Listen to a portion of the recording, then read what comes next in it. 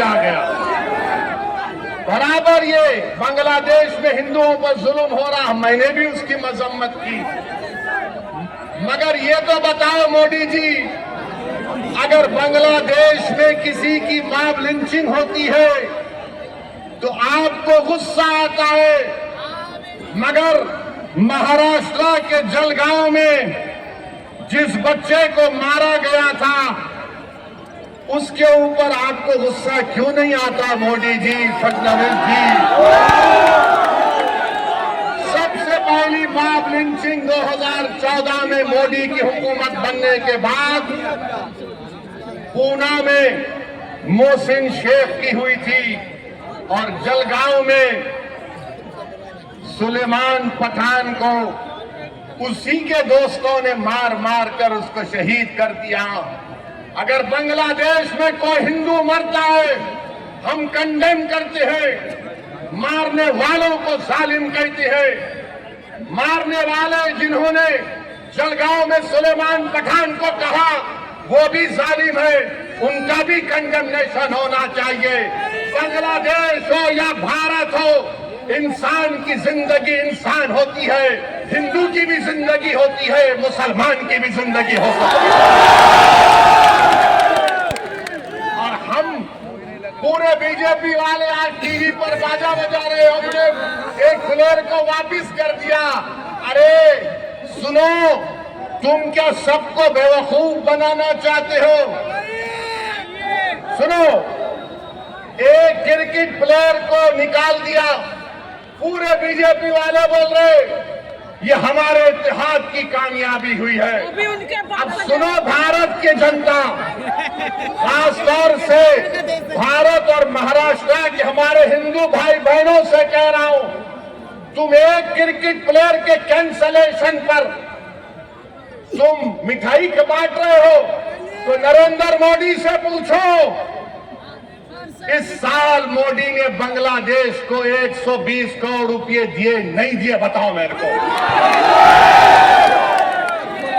120 करोड़ रुपए, 120 करोड़ ग्रांट और एड में दिए। 1160 मेगावाट की एनर्जी भारत से बांग्लादेश को जाती है।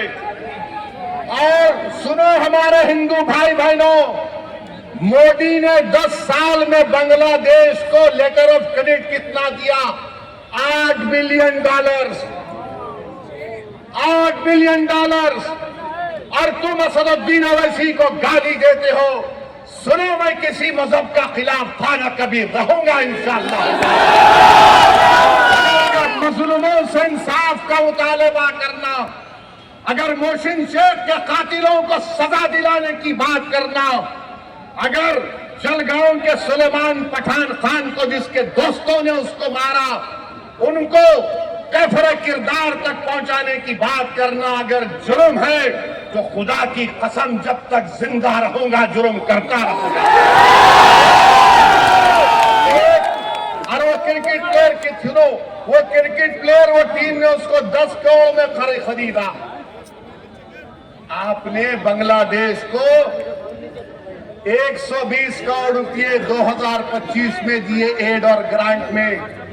1160 मेगावाट पावर बांग्लादेश को भारत से जा रहा है।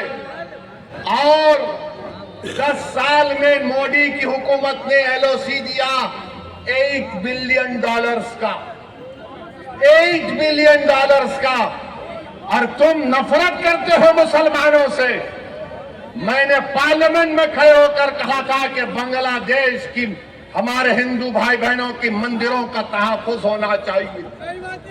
आप पैसे दे रहे और यहाँ पर बीजेपी के लोग, क्योंकि महाराष्ट्र का इलेक्शन है, महाराष्ट्र की और मुंबई की जनता को बोल रहे देखो हमने बांग्लादेशी को भिजा दिया।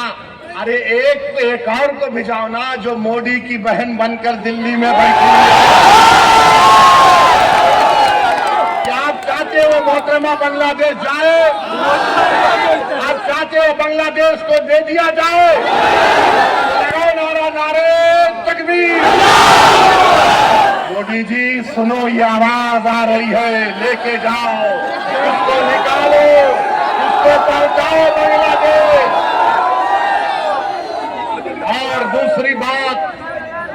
और दूसरी बात अभी खत्म नहीं हुआ मोदी के ऊपर।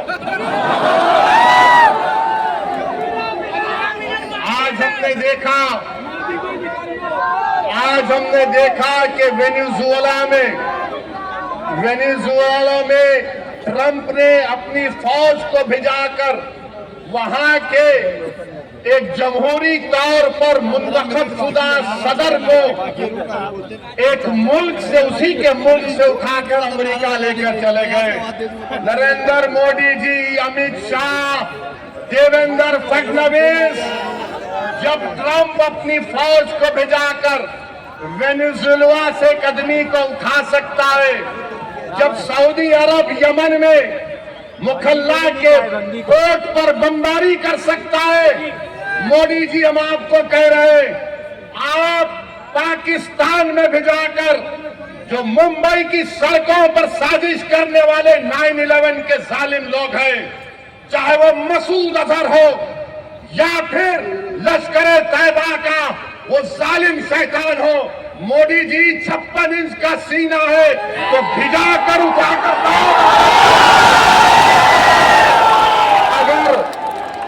अगर ट्रंप कर सकता है तो क्या आप कम है? जब ट्रंप कर सकता है तो आपको भी करना पड़ेगा, क्योंकि मोदी ने कहा था अब की बार ट्रंप सरकार। तो मेरे भाई, मुझे मालूम कि आज के इस भाषण के बाद टीवी चैनल के लोग मसरूफ हो जाएंगे। ओवैसी का एक और भड़काऊ भाषण। अरे जालिमों सुनो, किसी शायर ने अच्छा कहा था कि तुम्हारी सोच के सांचे में ढल नहीं सकता, तुम्हारी सोच के सांचे में ढल नहीं सकता, ज़बान काट लो लहजा बदल नहीं सकता, ज़बान काट लो लहजा बदल नहीं सकता। और सुनो नरेंद्र मोदी, देवेंद्र फडणवीस और अखिलेश यादव, मुझे भी मोम का समझ रहे हो क्या? तुम क्या अबू आसिम साहब की तरह मुझे भी मोम का समझ रहे हो क्या? तुम्हारी लौ से लोहा पिघल नहीं सकता। तो मेरे अजीज दोस्तों और बुजुर्गों, अब आएंगे समाजवादी के लोग, उत्तर प्रदेश से भी आएंगे और आकर सिर्फ एक ही का नाम लेंगे, दूल्हे भाई आकर ये बोलकर गए। इनको पूछो, अगर समाजवादी पार्टी के तरफ से कोई एमपी आएगा तो एमपी से पूछो, जब भारत की पार्लियामेंट में वंदे मातरम पर बहस हो रही थी तो किसने भारत की पार्लियामेंट में खड़े होकर भारत के संविधान का हवाला देकर कहा था? मैंने कहा था कि भारत का जो आईन है, प्रियम्बल है, वो शुरू होता वी द पीपल के नाम से, भारत माता के नाम से शुरू नहीं होता। वो किसने भारत की पार्लियामेंट में खड़े होकर कहा था कि भारत का जो संविधान का आईन का प्रियम्बल है वो क्या कहता है? जिस वक्त संविधान को हम अपना रहे थे 24 जनवरी 1950 को, तो क्या कहा था? Liberty of thought, expression, belief